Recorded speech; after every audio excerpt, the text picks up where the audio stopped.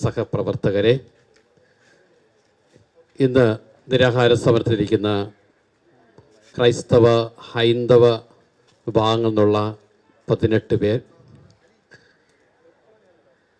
2022 ജനുവരി മുതലാണ് ഞങ്ങളുടെ ഭൂമി നഷ്ടപ്പെട്ടു എന്നൊരു സത്യം തിരിച്ചറിയുന്നത്. വഖഫ് ബോർഡിൻ്റെ ആസ്തി പട്ടികയിൽ ഈ ഭൂമി ചേർത്തിരിക്കുന്നുവെന്നും ഇനി ഒരിക്കലും കരമടയ്ക്കാൻ സാധിക്കുകയില്ല.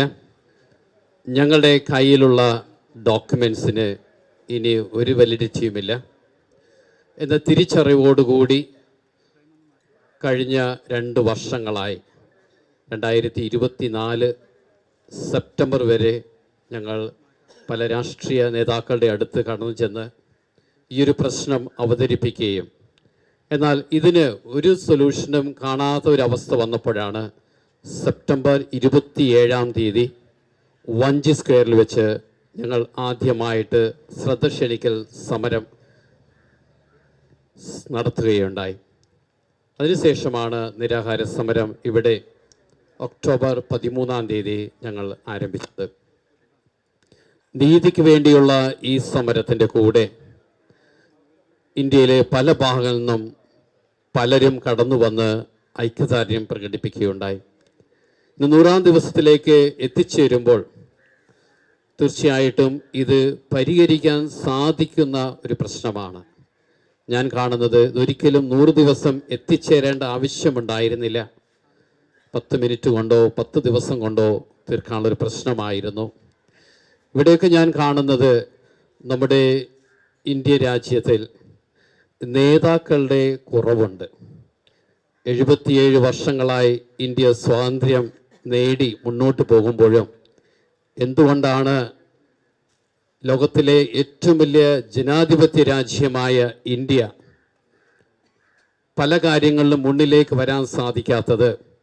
2 കാര്യങ്ങളാണ്. ഒന്ന്, നമുക്ക് ശക്തമായ നേതാക്കളില്ല.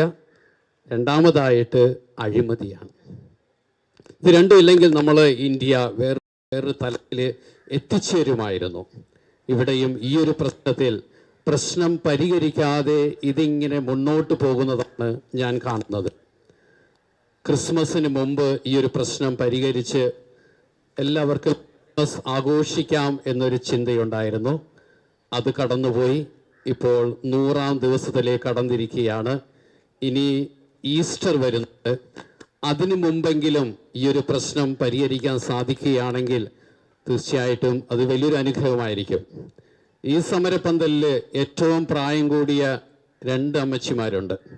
ഒന്ന് ആറ്റത്തുണ്ട്, പിന്നെ നമ്മുടെ രണ്ടാമത്തെ അമ്മച്ചി. എത്ര വയസ്സായി അമ്മച്ചി? 76 വയസ്സ്. അമ്മച്ചിക്ക് 89 വയസ്സ്. ഇവരെല്ലാവരും ഈ സ്ഥലത്തിൻ്റെ കഥ പറയും. കാരണം ഇവിടെ വർഷങ്ങൾക്ക് മുമ്പ് വന്ന് താമസിച്ച് പോരാടി ഇന്ന് ഇവർ മരിക്കുന്നതിന് മുമ്പെങ്കിലും ഇതിനൊരു പരിഹാരം കണ്ടെത്തണമെന്നാണ് ഞാൻ ആഗ്രഹിക്കുന്നത്. തീർച്ചയായിട്ടും ഈ അമ്മച്ചിമാർക്ക് ഒത്തിരി വിഷമങ്ങളുണ്ട്. ഇവിടെ വരുന്ന ഓരോ നേതാവിനോടും പറയുന്നത് ഇത് മാത്രമേ ഉള്ളൂ. ഇത് നീട്ടിക്കൊണ്ടുപോയിട്ട് കാര്യമില്ല. ആരും ഒന്നും നേടാൻ പോകുന്നില്ല. നമ്മൾ ആരും ഒന്നും കൊണ്ടുപോകാൻ പോകുന്നില്ല. വിശ്വാസം എന്ന് പറയുന്നത് നമ്മൾ ആരും ഒന്നും കൊണ്ടുപോകാൻ പോകുന്നില്ല. എല്ലാ മതങ്ങളും പറയുന്നത് ദൈവത്തെ സ്നേഹിക്കുക, കൂടെയുള്ള അയൽക്കാരനെയും സ്നേഹിക്കുക എന്നതാണ്. എല്ലാ മതങ്ങളും പറയുന്നത് തന്നെയാണ്.